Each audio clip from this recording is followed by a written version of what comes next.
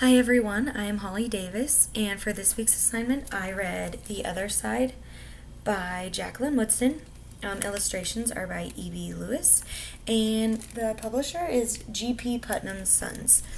I really enjoyed this book, and I think it would be a great book to read in my future classroom.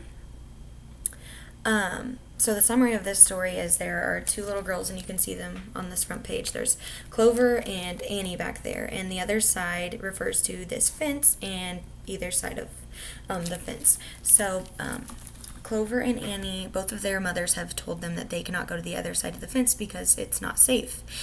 And so every day they just watch each other playing on the other side of the fence, and they're both very curious and want to interact with each other, but of course they can't because their mothers have said so.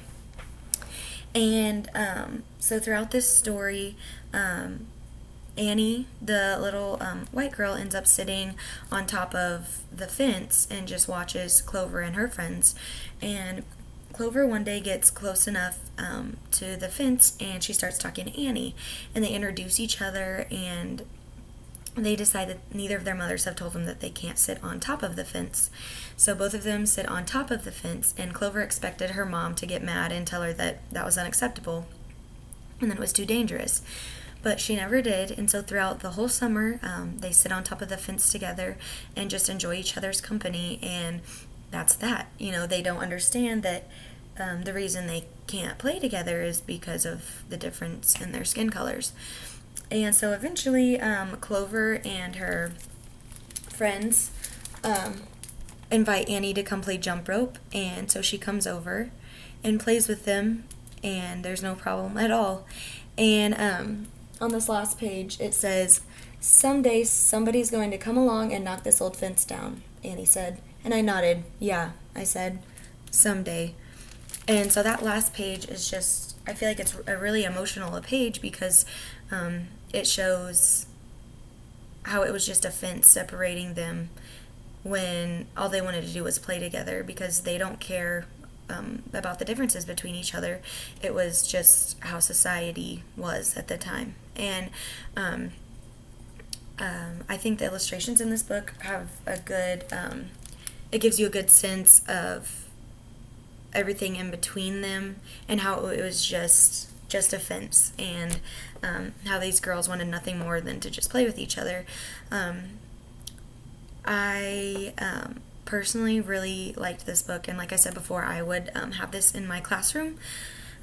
It's a great read for the children because it allows them to put themselves in the shoes of these two little girls, and it helps them understand that there was a time when people couldn't play together because their parents were terrified that something bad would happen because they had different skin colors, and that they couldn't, sit in the same place in a restaurant or something like that. And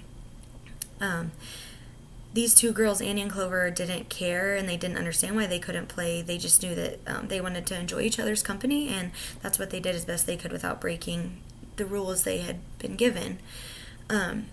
So for my activity, I would want my students to make a tally mark every time that they felt sad or felt sorry for either Annie or Clover. And so I would go back slowly through the story and read each page and allow them to make a tally mark every time they were sad they couldn't play together, or just felt sorry for either of them because they couldn't go outside. And then we would have them put themselves in both Annie and Clover's shoes, and make a chart and explain to me why their mothers wouldn't let them play with one another. Well, obviously the only reason they weren't allowed to play with each other was because it wasn't safe, and it was because they had a different skin color. So that is a total of really one reason separating them, and that would be their skin color.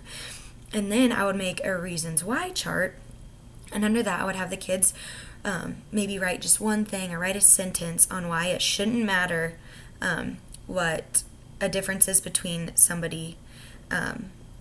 And so it's not only just skin color, but it would be differing backgrounds, or somebody's income or disabilities. And I would have them write down reasons why it shouldn't matter, and it would be because, for example, because they're nice, because we enjoy the same things, because we just like hanging out with each other. And the point of this would to be to show them that the chart of the reasons why they couldn't associate with each other would be only two reasons, and really just one, and that would be their skin color, their different skin color.